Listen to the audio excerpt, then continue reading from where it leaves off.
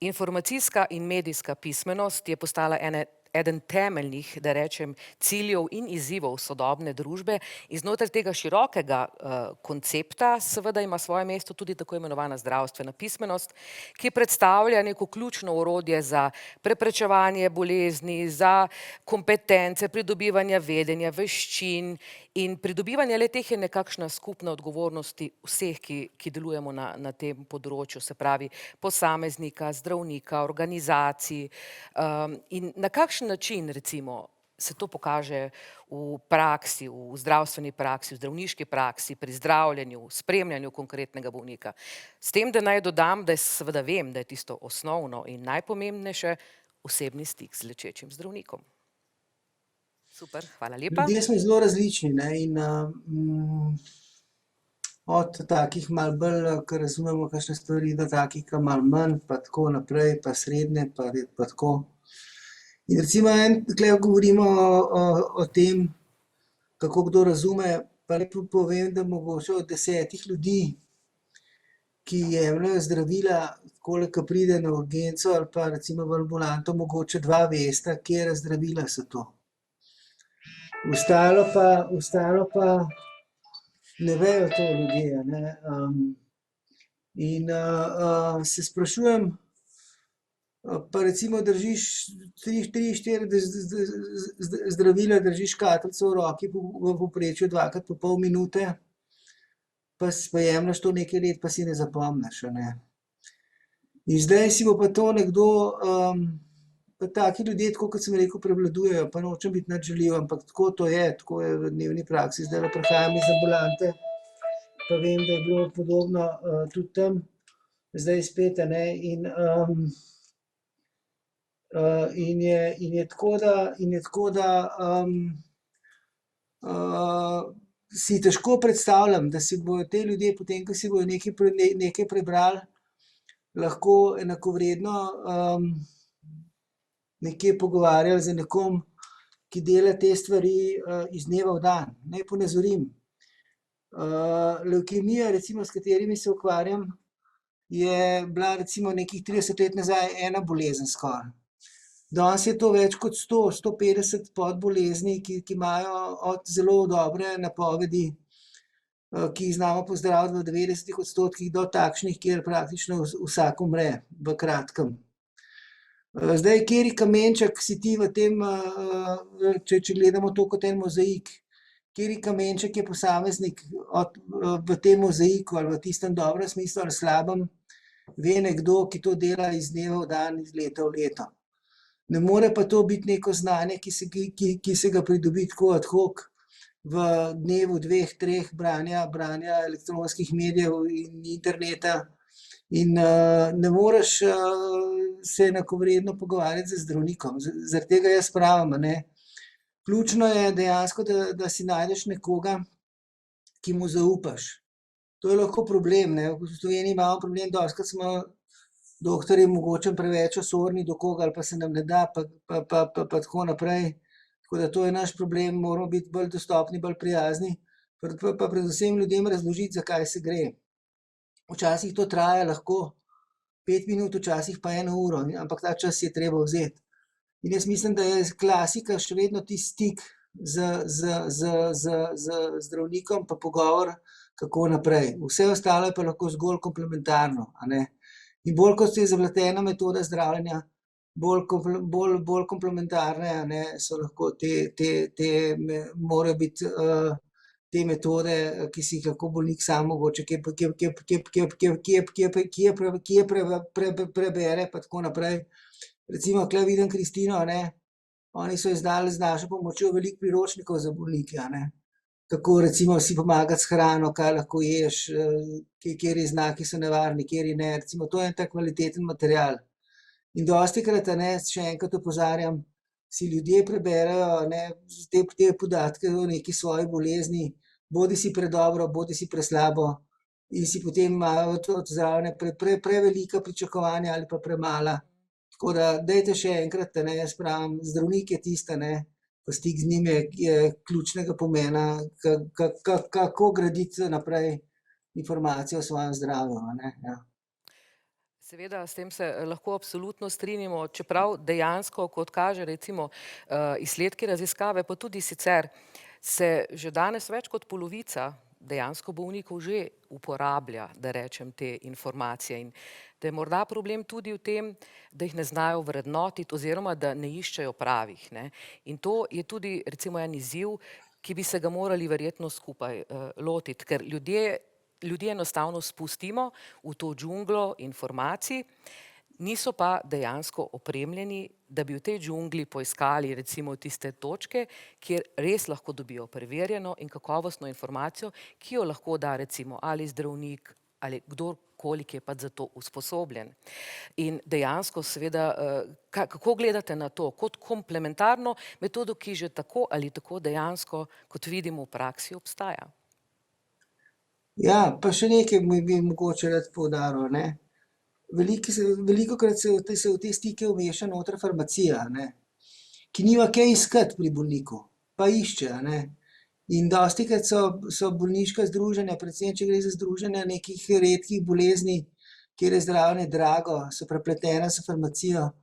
Oni najdejo neke stike do bolnikov in jih potem indoktrinirajo s svojimi materiali za neke stvari, ki dejansko strokovno nimajo nobenega pravega pomena, ne. In recimo, kaj se je zgodilo pred kratkim z eno od redkih bolezni, ki jo zdravim, stane zdravljenje približno 150 jurjev na leto, je prihaja neko novo zdravilo, ki je 2-krat dražje, pa povsem enako učinkovito.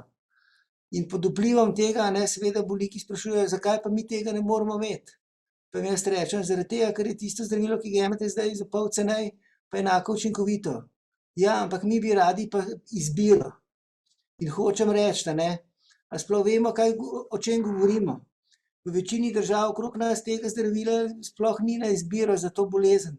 Bolniki nimajo nič, so prepuščeni sami sebi. Pri nas pa, ne, prihajamo v drugo skrajnost, kjer pod taktirko farmacije iščemo izbiro za nekaj, kar je dobro utečeno in imamo in kar je bistveno dražje. Tako da treba je tudi imeti neko zdrav odnos do teh stvari, a ne, in ko imaš enkrat bias, a ne, ko si enkrat aktivno vključen ko imaš neki svoj interes, seveda tega nimaš, a ne, ja. Hvala lepa. Profesorica Beović, kakšno pa je vaše mnenje o tem? V kolikšni meri torej splet predstavlja tisto, s čimer se srečate recimo tudi kot odraz neke zdravniške prakse? Lepo pozdravljeni, hvala za vprašanje. Jaz bi se najprej navezala na to, kar je povedal profesor Zver. Namreč nikakor ne moremo pričakovati, da posamezen bolnik pozna svoje stanje in razume svojo bolezen enako kot lečeči zdravnik. Saj konec koncev lahko potegnemo podobne paralele tudi v drugih dejavnostih, ne samo zdravniški, ampak pri zdravniški je seveda ta odnos veliko bolj občutljiv zaradi neposredne ogroženosti pacienta. In včasih razmišljam ob teh tako imenovanih obveščenih pristankih, torej to, kar pacient podpiše, preden gre na nek poseg. V bistvu je to zdaj nek standard in želimo, da bolnik podpiše, obenem se pa zavedamo, da pravzaprav ne ve, kaj podpisuje, če smo čisto pošteni. Ampak po drugi strani je pa seveda res, če preidem na medije, na splet, da je iskanje informacij na spletu dejstvo. Lepo prikazano v raziskavi, ki smo jo ravnokar videli. In zdaj seveda se je treba nekje prilagoditi tej informaciji.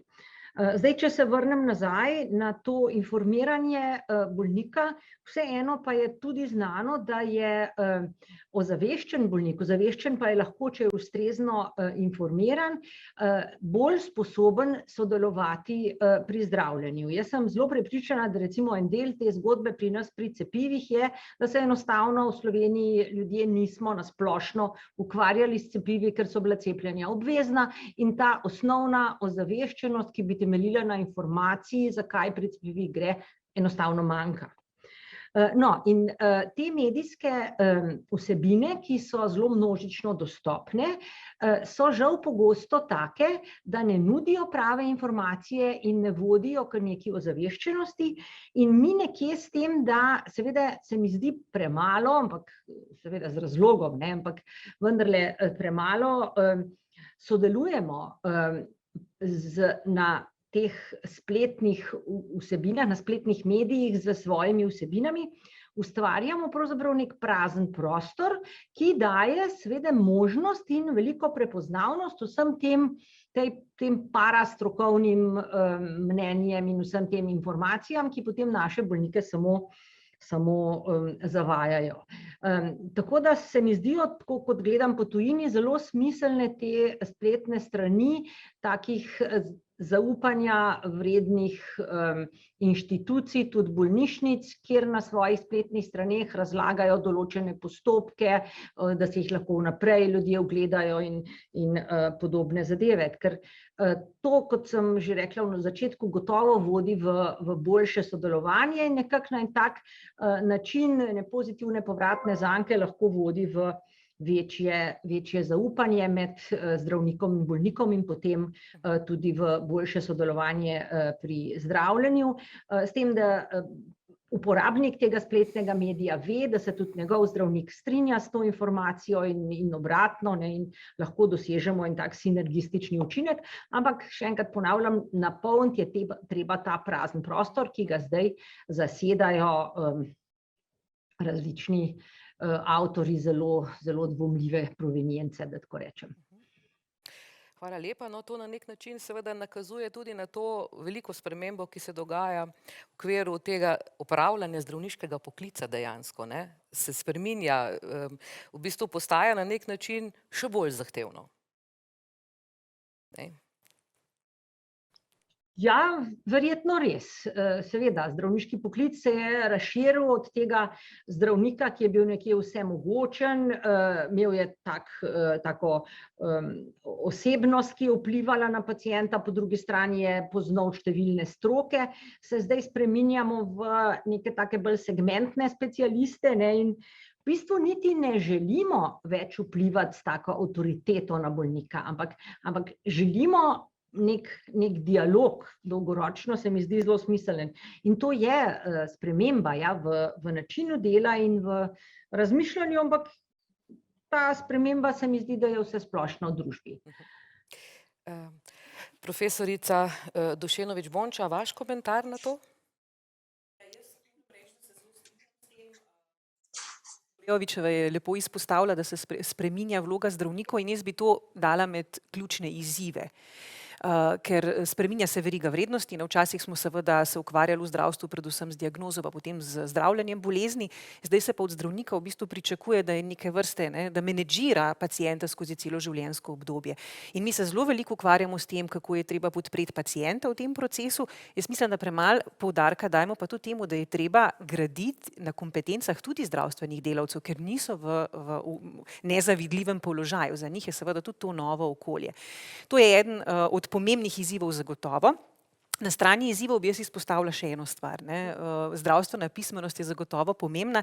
Eno veliko vprašanje pa je, kako seveda od tega, da nekaj poznaš, ne, tudi dejansko spreminjaš obnašanje. In spreminjanje obnašanja je na koncu tisto, kar mi želimo in kar spreminja, izboljša izide. Ena pomembna stvar na strani izzivov je tudi ta, to pa mislim, da je doktor Zver tudi lepo načel, ne. Mi smo včasih kot ekonomisti se veliko ukvarjali s problemom strani ponudbe spodbujenega povpraševanja, ker imamo asimetrijo informacij v zdravstvu. Zdaj pa seveda drug problem tudi prihaja v ospredje, to je pa demand-driven healthcare, ne. Zdaj pa seveda imaš ti pozitivne in negativne učinke lahko te večje pismenosti, večje opolnomočenosti pacientov, da dejansko včasih prihaja do nekih izdatkov, ki so morda nepotrebni in ne izboljšujejo zdravstvenih izidov.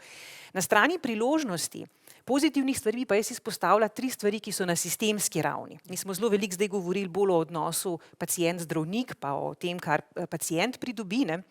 Ampak sistemski vplivi so tudi zelo pomembni. Če imamo paciente, ki se zavedajo in znajo tudi spremljati, ovrednotiti, komunicirati svoje zdravstvene izide, je treba vedeti, da je to ena od ključnih stvari, ki jih mi upoštevamo pri ekonomskih evalvacijah. In glede na to, da imamo omejene vire, se ta potreba dokazovanja, v katere tehnologije investirati, povečuje. In tam je zelo pomembno, da veš ne samo, koliko te ta nova tehnologija, ali je to zdravilo, ali je pa to nov zdravstveni program, koliko te stane, predvsem pa kaj s tem dosegaš. In opolnomočen pacient je tukaj pomemben deležnik, ker brez njega seveda te izide težko vrednotimo. Drug vidik, ki je tudi zelo pomemben, ga je pa magister Cugelj v svojem nagovoru izpostavil, je to, da so pacienti seveda bistveno bolje se znajdejo v zdravstvenem sistemu. Poznajo pravice, poznajo možnosti. Velikokrat mi financiramo določene stvari, pa ne dosegajo učinka, zato ker pacienti ne vedo, da pravzaprav so na voljo. In še ena stvar je zelo pomembna. Mi v javnem zdravstvu smo v bistvu nakupno odločitev prepustili ZZZS-ju. Mi nismo tisti, ki odločamo, kaj je v košarici. Zato je zelo pomembno, da seveda to košarico, ki jo reguliramo, da jo na pravi način tudi gradimo, razvijamo, spreminjamo. In ona mora temeljiti na potrebah. Zato pa imamo javne zdravstvene sisteme in opolnomočen pacient je tudi z tega vidika ključen, da komunicira te potrebe, te prioritete, ker seveda brez sodelovanja pacientov ne bo nikoli košarica sledila temu, kar se dejansko v družbi dogaja zaradi različnih trendov, ki smo jim priča. Torej, kar v družbi je, kar je v bistvu že tukaj in zdaj, težko rečemo, težko to spregledamo, da rečem, ampak je dejansko treba nekaj na tem področju iti naproti temu, ne? Absolutno. In treba je tudi vedeti, kje vse napredek koristi. In jaz mislim, da so tu pomembne stvari, ki jih ne izkoristimo dovolj tudi na sistemski ravni.